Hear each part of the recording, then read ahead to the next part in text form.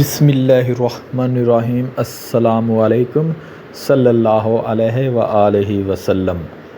نہایت سبق آموز قصہ، ماں جیسا کوئی نہیں، ایک ماں کا واقعہ۔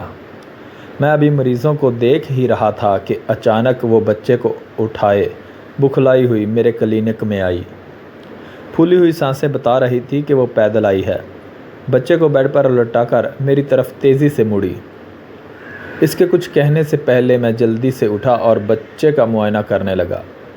گلے میں انفیکشن کی وجہ سے اسے تیز بخار تھا۔ بخار کی وجہ سے بچے پر غنودگی طاری تھی۔ میں نے مکمل چیک اپ کے بعد اسے ضروری میڈیسن دی، انجیکشن شامل کر کے ڈرپ لگا دی۔ اس تمام وقت وہ بے چینی سے بچے کے ارد گرد گھومتی رہی۔ میں نے اسے بولا کہ کرسی پر بیٹھ جاؤ، ڈرپ ختم ہونے تک انشاءاللہ بچے کا بخار اتر جائے گا۔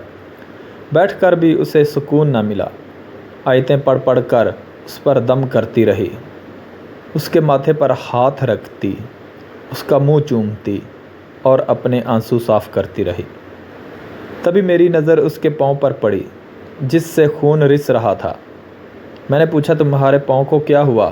اس نے جھک کر دیکھا اور بے دلی سے مسکرا کر بولی، روڈ پر بہت رش تھا، سواری کے انتظار میں دیر ہو جاتی، اس لیے بھاگی چلی آئی۔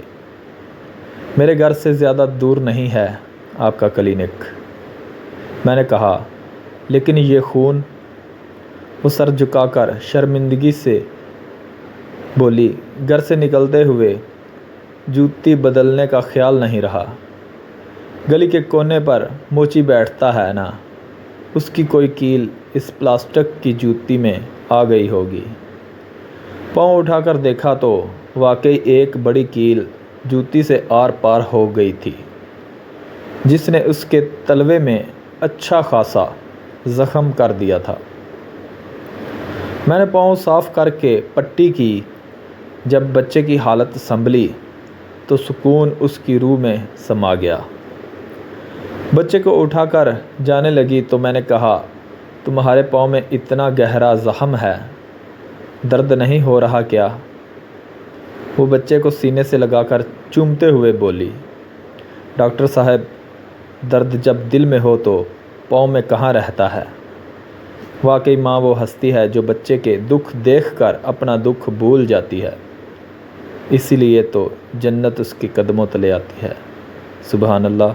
اپنی ماؤں کی قدر کریں اور ہمیں دعاؤں میں یاد رکھیں۔ اللہ حافظ۔